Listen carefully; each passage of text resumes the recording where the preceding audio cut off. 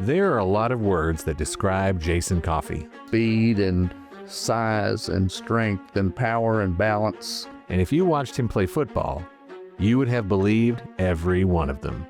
I think he had 2,300 yards right at that first year, basically right at 300 handoffs your junior year and never fumble.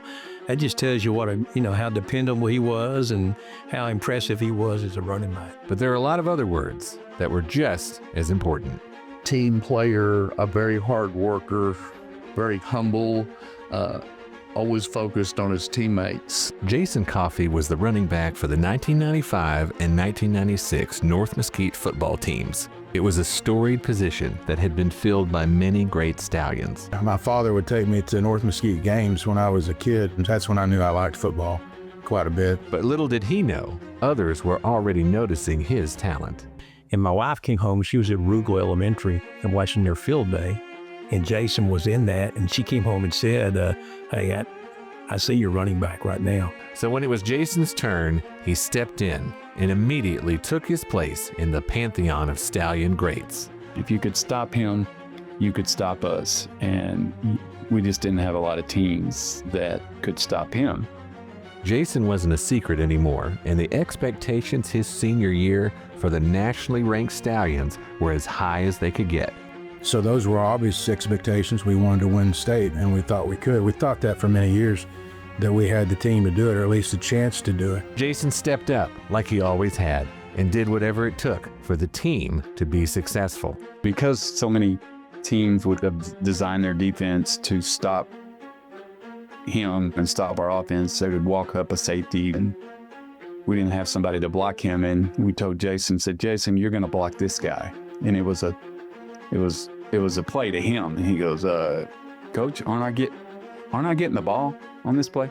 Yeah, Jason, you're getting the ball. How am I going to block him? Well, you're going to run over him. He's like, oh, yeah, I got it. I can do that.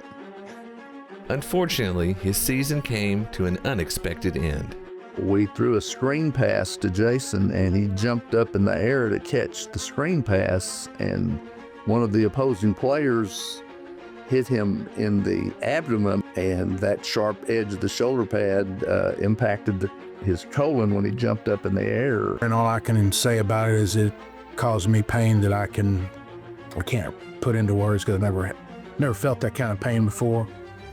And my mother, God rest her, and my father both decided, hey, we need to figure something out, because he ain't doing too good. I may have been, they say, a few hours from death if I had pushed it and not gone. I think as soon as I got in that ambulance, I think that was pretty much, okay, you're not playing next week.